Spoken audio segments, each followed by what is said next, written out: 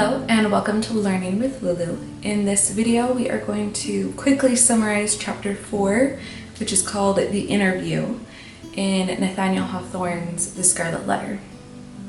So in the previous chapter, Hester was standing on the scaffold, then had to sit through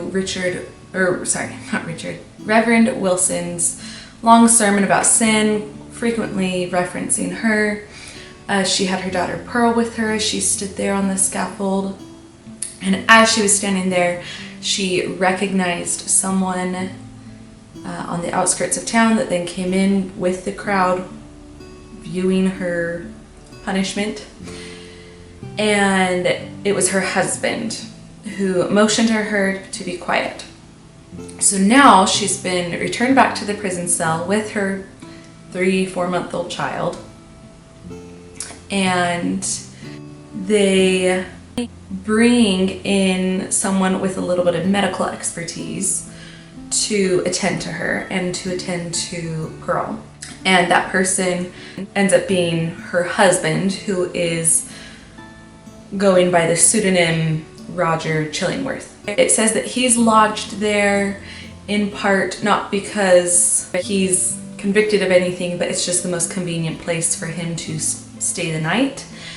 And so he's there as well, and he's also going to be the one to attend to her medically. She is understandably unwell, as well as her daughter. It says that Pearl seems to have drunk from her mother some of that, essentially some of the stress, which, coming from someone who does have 2 children, the mom being unwell can affect her ability to produce milk for her baby. So, at least in my experience, I'm not a medical professional anyway. So Pearl is struggling and definitely picking up on the energy around her right now. Chillingworth comes in, he tells the jailer, yeah, I'm gonna be able to make her more amiable to authority. He offers her essentially some medicine. She views it as a potion that could potentially be poisonous to her, so she refuses at first, thinking that he's going to try and extract his revenge by poisoning her.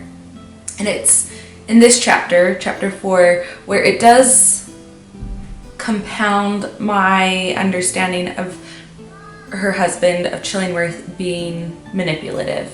He essentially tells her, I wouldn't poison you right now because then essentially my revenge wouldn't be as satisfying. It almost, if my reading is correct, he is kind of saying you living and suffering is essentially my revenge. He also offers something to Pearl to get her to calm down. And Hester was a little nervous about that at first. And then she concedes though, and what he gives Pearl does help her calm down. It doesn't hurt Pearl, it just calms her down. So that Chillingworth and Hester are able to talk. Well, that's kind of hard to do when a baby is screaming. Hester is obviously uncomfortable around him. The way he looks at her makes her uncomfortable. It does describe some smiles and grins, which, in one reading of it, you could maybe take it to be that he's just kind of amiable and not angry at her, but just kind of, it is what it is. But combined with what he's saying, it seems more the kind of creepy, taking joy in another's suffering, malice kind of thing.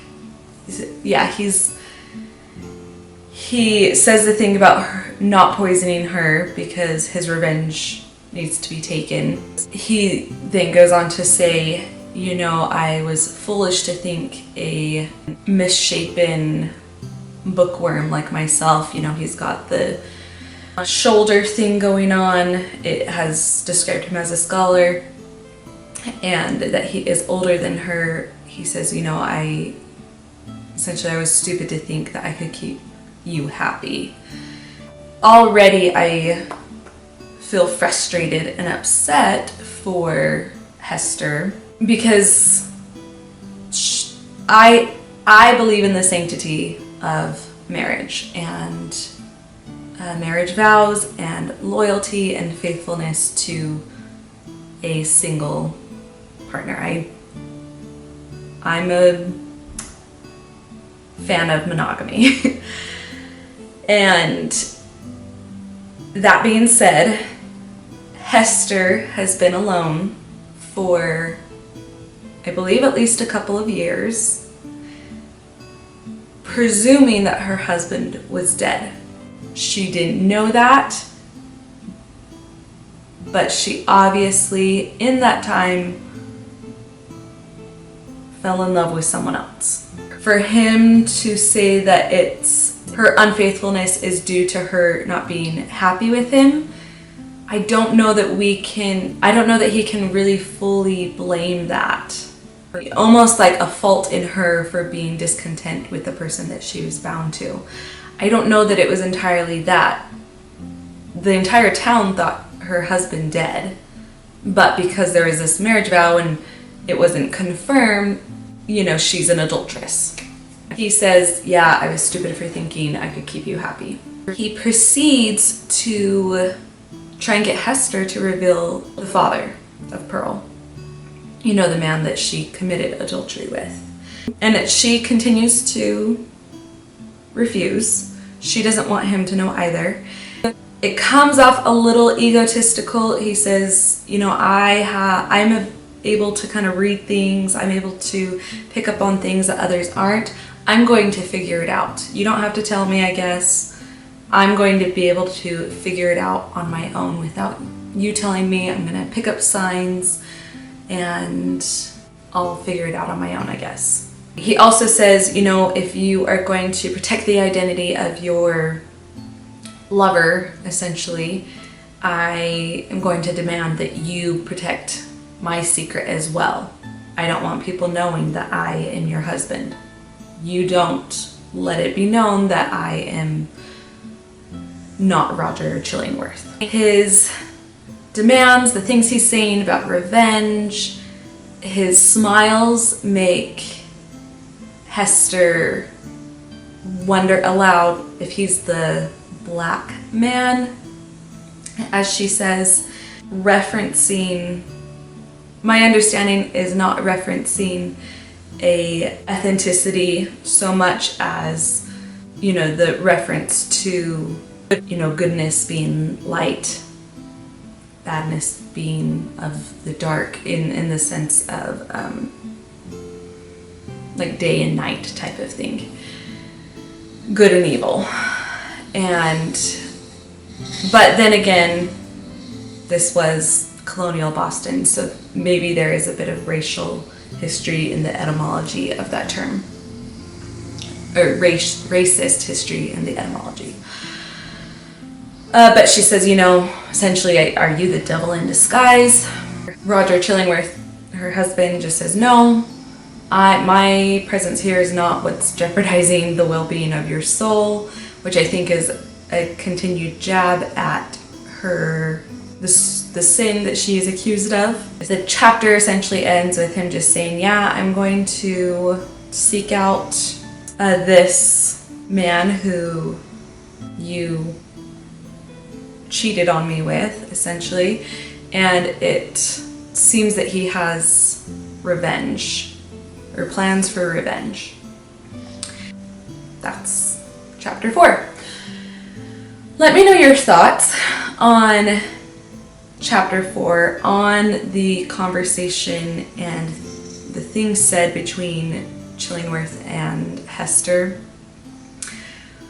What do you think his motivation of his actions are? Are you reading malice and emotional manipulation in his words and actions? Or do you think he's not as cruel as that? What are your thoughts on him? Also, what are your thoughts on Hester so far? Do you think she should cough it up and reveal who the father is? Or do you understand why she's keeping it secret? Just tell me your thoughts. I would love to know and hear others' perspectives. And with that being said, comment on that, share the video, like, and subscribe to the channel. Thank you so much for watching. I appreciate your support and hope to see you back around. Bye.